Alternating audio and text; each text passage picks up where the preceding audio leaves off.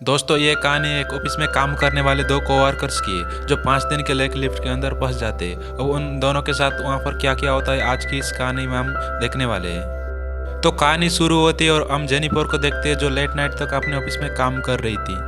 कल Valentine day था तो जेनिफर अपने एक्स बॉयफ्रेंड को सरप्राइज देने के लिए आज रात ही फ्लाइट से न्यूयॉर्क जाने वाली थी। इससे रिलेटेड जेनिफर अपने बॉयफ्रेंड को एक मेल भी लिखती है। क्योंकि ये एक सरप्राइज था इसलिए जेनिफर उस मेल को सेंड नहीं करती।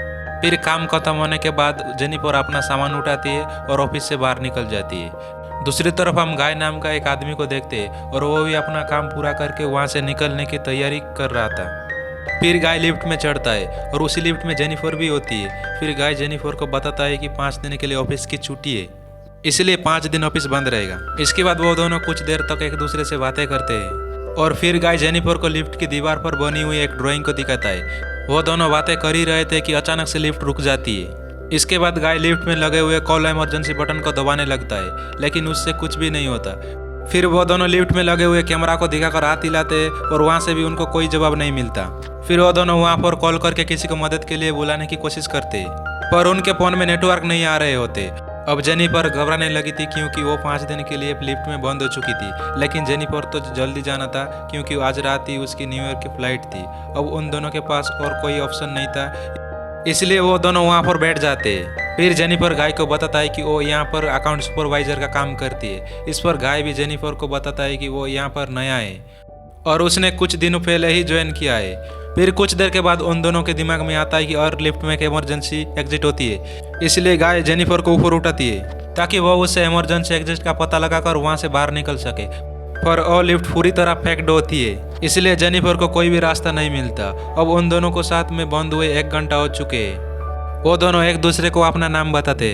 फिर जेनिफर गाय को कहता है कि उसे बहुत ज़्यादा प्यास लग रही है, तो गाय उसे अपनी पानी की बोतल देती है।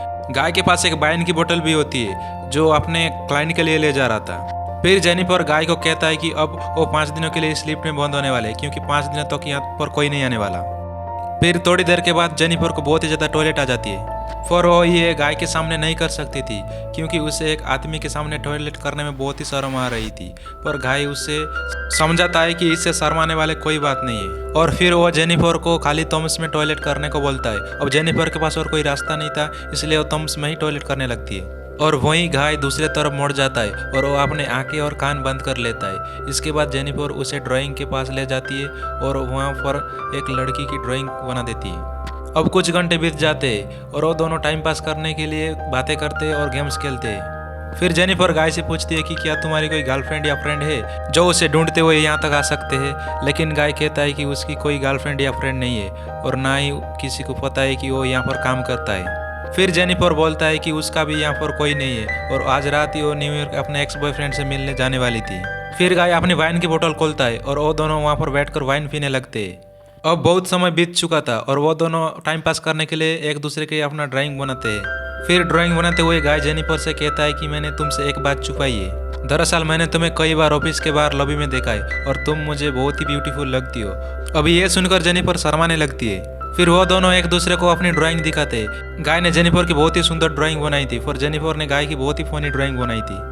इसके बाद जेनिफर गाय से कहता है कि उन्हें किसी दूसरे टॉपिक पर बात करनी चाहिए। तो फिर गाय जेनिफर से खाने के बारे में बात करने लगता है और जेनिफर गाय को वहीं रोक देती है और कहते हैं कि प्लीज खाने के बारे में बात मत करो क्योंकि उनके पास खाने के लिए कुछ भी नहीं था। फिर गाय कहता है कि चलो सेक्स के बारे में बात करते हैं, जिस पर जेनिफर कहता है कि हमको अपनी फैंटासीज के बारे में एक दूसरे को बताना चाहिए। फिर सबसे पहले जेनिफर बताता है कि उसने अपने कॉलेज टाइम में अपने बॉयफ्रेंड के साथ लाइब्रेरी में किया था।